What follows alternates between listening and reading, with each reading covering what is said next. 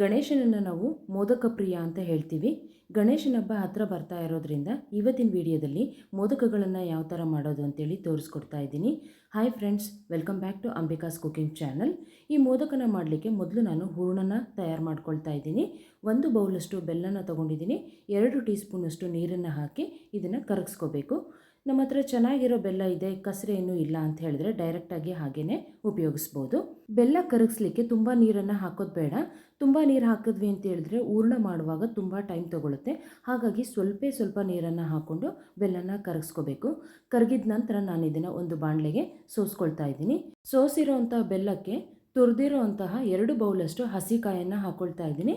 ಹಾಕ್ಕೊಂಡ ನಂತರ ಇದನ್ನು ಚೆನ್ನಾಗಿ ಕೈ ಆಡ್ತಾ ಹೋಗಬೇಕು.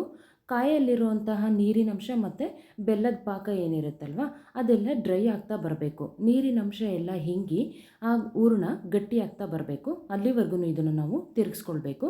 ಇದು ಜಾಸ್ತಿ ಟೈಮ್ ಏನು ತೊಗೊಳ್ಳಲ್ಲ. ಒಂದು 4ರಿಂದ 5 ನಿಮಿಷದಲ್ಲಿ ಹೂರಣ ರೆಡಿ ಆಗುತ್ತೆ. ಕೊಬ್ಬರಿನಲ್ಲಿರುವಂತಹ ನೀರಿನಂಶ ಡ್ರೈ ಆಗ್ತಾ ಇದ್ದಾಗೇ ನಮಗೆ ಕೊಬ್ಬರಿ ಹುರಿಯುವಾಗ ಒಂದು ಒಳ್ಳೆ ಘಮ ಬರಲಿಕ್ಕೆ ಸ್ಟಾರ್ಟ್ ಆಗುತ್ತೆ. ಆವಾಗ ಹೂರಣ ರೆಡಿಯಾಗಿದೆ ಅಂತೇಳಿ ಅರ್ಥ.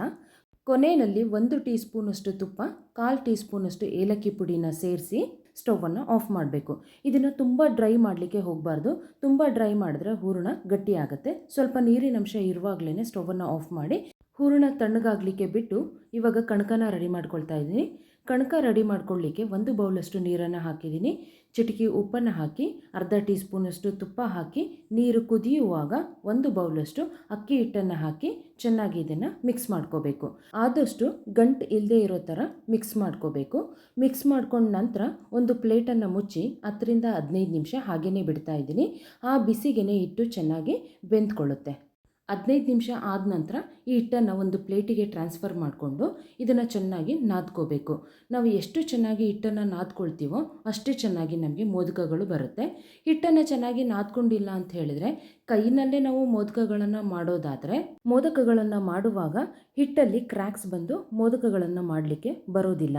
ಹಾಗಾಗಿ ಹಿಟ್ಟನ್ನು ಆದಷ್ಟು ಚೆನ್ನಾಗಿ ನಾದ್ಕೋಬೇಕು. ಹಿಟ್ಟನ್ನು ಚೆನ್ನಾಗಿ ನಾದ್ಕೊಂಡ ನಂತರ ನಾನು ಮೊದಲು ಇಲ್ಲಿ ಕೈನಲ್ಲೇ ಯಾವ ಥರ ಮೋದಕಗಳನ್ನು ಮಾಡೋದು ಅಂತೇಳಿ ತೋರಿಸ್ಕೊಡ್ತಾ ಇದ್ದೀನಿ. ಒಂದು ಸಣ್ಣ ನಿಂಬೆಹಣ್ಣಿನ ಗಾತ್ರದಷ್ಟು ಹಿಟ್ಟನ್ನು ತಗೊಂಡು 2 ಕೈಯಲ್ಲಿ ಈ ಥರ ರೋಲ್ ಮಾಡ್ಕೋಬೇಕು. ರೋಲ್ ಮಾಡ್ಕೊಂಡ ನಂತರ ಈ ಹಿಟ್ಟನ್ನು ನಾವು ಬಟ್ಲು ಶೇಪಿಗೆ ತರಬೇಕು. ಮಧ್ಯದಲ್ಲಿ ಹಿಟ್ಟನ್ನು ಪ್ರೆಸ್ ಮಾಡಿ ಈ ಥರ 2 ಕೈಗಳ ಸಹಾಯದಿಂದ ಹಿಟ್ಟನ್ನು ಪ್ರೆಸ್ ಮಾಡ್ತಾ ಬಂದರೆ ನಾವು ಈಸಿಯಾಗಿ ಬಟ್ಲನ್ನು ಮಾಡ್ಕೋಬೋದು. ಹಿಟ್ಟನ್ನು ನಾವು ಚೆನ್ನಾಗಿ ನಾದ್ಕೊಂಡಿದ್ವಿ ಅಂತ ಹೇಳಿದರೆ ಅದು ಎಲ್ಲೂ ಸಹ ಬೆರ್ಕು ಬಿಟ್ಕೊಳ್ಳೋದಿಲ್ಲ. ಈಸಿಯಾಗಿ ನಾವು ಬಟ್ಲನ್ನು ಮಾಡ್ಕೋಬೋದು. ನೋಡ್ತಾ ಇರ್ಬೋದು ಎಷ್ಟು ಚೆನ್ನಾಗಿ ಬಟ್ಲು ಬಂದಿದೆ. ಇವಾಗ ನಾವು ಇದಕ್ಕೆ ನರ್ಗೆಗಳನ್ನು ಮಾಡ್ಕೋಬೇಕು. ನರ್ಗೆಗಳನ್ನು ಆದಷ್ಟು ಹತ್ರದಲ್ಲಿ ಮಾಡಿಕೊಂಡ್ರೆ ನಮಗೆ ಮೋದಕದ ಶೇಪು ತುಂಬ ಚೆನ್ನಾಗಿ ಬರುತ್ತೆ. ಈ ನೆರಿಗೆಗಳನ್ನು ಮಾಡುವಾಗ ಆದಷ್ಟು ನಾವು ಕೊನೆವರೆಗೂ ಮಾಡ್ಕೋಬೇಕು. ಮೇಲಿನ ಭಾಗ ನಾವು ಫೋಲ್ಡ್ ಮಾಡೋದ್ರಿಂದ ನಮಗೆ ಆ ನೆರಿಗೆ ಶೇಪು ಉಳ್ಕೋಬೇಕು ಅನ್ನೋದಾದರೆ ಕೊನೆವರೆಗೂ ನಾವು ನರಿಗೆಗಳನ್ನು ಫೋಲ್ಡ್ ಮಾಡ್ಕೋಬೇಕು. ನಂತರ ಆ ಕಣಕದ ಒಳಗಡೆ ಸ್ಟಫಿಂಗನ್ನು ತುಂಬಿ ನಿಧಾನವಾಗಿ ಮೇಲಿನ ಭಾಗನ ಫೋಲ್ಡ್ ಮಾಡ್ತಾ ಬರಬೇಕು. ಫೋಲ್ಡ್ ಮಾಡಿ ಕೊನೆಯಲ್ಲಿ ಈ ಥರ ಮೋದಕದ ಶೇಪನ್ನು ಕೊಡಬೇಕು. ಈ ಥರ ಫೋಲ್ಡ್ ಮಾಡುವಾಗ ಮೇಲೆ ತುಂಬ ಹಿಟ್ಟು ಉಳ್ಕೊಂಡಿತ್ತು ಅಂತ ಹೇಳಿದರೆ ಅದನ್ನು ಸ್ವಲ್ಪ ತೆಗೆದು ನಂತರ ಈ ಥರ ಮೋದಕದ ಶೇಪನ್ನು ಕೊಡಬೇಕು. ಇವಾಗ ಮೋದಕ ರೆಡಿ ಆಯಿತು.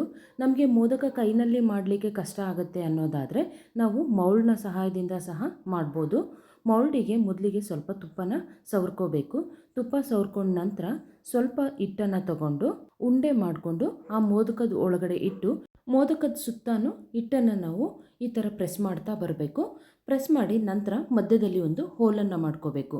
ಆ ಹೋಲ್ ಒಳಗಡೆ ನಾವು ಸ್ಟಫಿಂಗನ್ನು ತುಂಬಿ ನಂತರ ಎಕ್ಸ್ಟ್ರಾ ಬಂದಿರೋವಂಥ ಹಿಟ್ಟನ್ನು ಮತ್ತು ಮೇಲ್ಗಡೆ ಕವರ್ ಮಾಡಬೇಕು. ನಮಗೆ ಎಕ್ಸ್ಟ್ರಾ ಆ ಥರ ಹಿಟ್ಟು ಉಳಿದಿಲ್ಲ ಅನ್ನೋದಾದರೆ ಇನ್ನೊಂದು ಸ್ವಲ್ಪ ಹಿಟ್ಟನ್ನು ತಗೊಂಡು ಆ ಮೇಲ್ಭಾಗಕ್ಕೆ ಹಚ್ಚಿ ಈ ಥರ ಕವರ್ ಮಾಡಬೇಕು. ಕವರ್ ಮಾಡಿದ ನಂತರ ಆ ಮೌಲ್ಡನ್ನು ಓಪನ್ ಮಾಡಿ ನಿಧಾನವಾಗಿ ಆ ಮೋದಕನ ಬಿಡಿಸ್ಕೋಬೇಕು. ಕೈಯಲ್ಲಿ ಮೋದಕಗಳನ್ನು ಮಾಡಲಿಕ್ಕೆ ಕಷ್ಟ ಆಗುತ್ತೆ ಅನ್ನೋರು ಈಸಿಯಾಗಿ ಮೌಲ್ಡ್ನ ಸಹಾಯದಿಂದ ಮಾಡ್ಕೋಬೋದು. ನೋಡ್ತಾ ಇರ್ಬೋದು ಎಷ್ಟು ಚೆನ್ನಾಗಿ ಶೇಪ್ ಬಂದಿದೆ ಅಂತೇಳಿ. ಇದೇ ಥರ ನಾನು ಉಳಿದಿರುವಂತಹ ಮೋದಕಗಳನ್ನು ಸಹ ರೆಡಿ ಮಾಡಿ ಇಟ್ಕೊಂಡಿದ್ದೀನಿ. ಇವಾಗ ಈ ಮೋದಕಗಳನ್ನು ಬೇಯಿಸಬೇಕು. ಇಡ್ಲಿ ಕುಕ್ಕರಿಗೆ ಸ್ವಲ್ಪ ನೀರನ್ನು ಹಾಕಿ ಸ್ಟೀಮರ್ ಪ್ಲೇಟಿಗೆ ನಾನು ಒಂದು ಬಾಳೆದೆಲೆಯನ್ನು ಹಾಕ್ಕೊಂಡು ನಂತರ ಅದ್ರ ಮೇಲ್ಗಡೆ ಮಾಡಿರುವಂತಹ ಮೋದಕಗಳನ್ನು ಇಟ್ಟು ಒಂದು 5ರಿಂದ 6 ನಿಮಿಷ ಬೇಯಿಸ್ಕೊಂಡ್ರೆ ಸಾಕಾಗುತ್ತೆ. ಹಿಟ್ಟನ್ನು ಆಲ್ರೆಡಿ ಬೇಯಿಸ್ಕೊಂಡಿದ್ದೀವಿ, ಸ್ಟಫಿಂಗನ್ನು ನಾವು ಬೇಯಿಸ್ಕೊಂಡಿರೋದ್ರಿಂದ ತುಂಬ ಹೊತ್ತು ಬೇಯಿಸೋದು ಬೇಕಿಲ್ಲ. ಒಂದು 5ರಿಂದ 6 ನಿಮಿಷದಲ್ಲಿ ಇದು ಬೆಂದು ಹೋಗುತ್ತೆ. ಈ ಸಲ ಗಣೇಶನ ಹಬ್ಬಕ್ಕೆ ನೀವೂ ಸಹ ಮೋದಕಗಳನ್ನು ಮಾಡಿ ಗಣೇಶನಿಗೆ ನೈವೇದ್ಯ ಮಾಡಿ ಅಂತ ಹೇಳ್ತಾ ಈ ವಿಡಿಯೋನ ಇಲ್ಲಿಗೆ ಎಂಡ್ ಮಾಡ್ತಾ ಇದ್ದೀನಿ. Thank you for watching this video.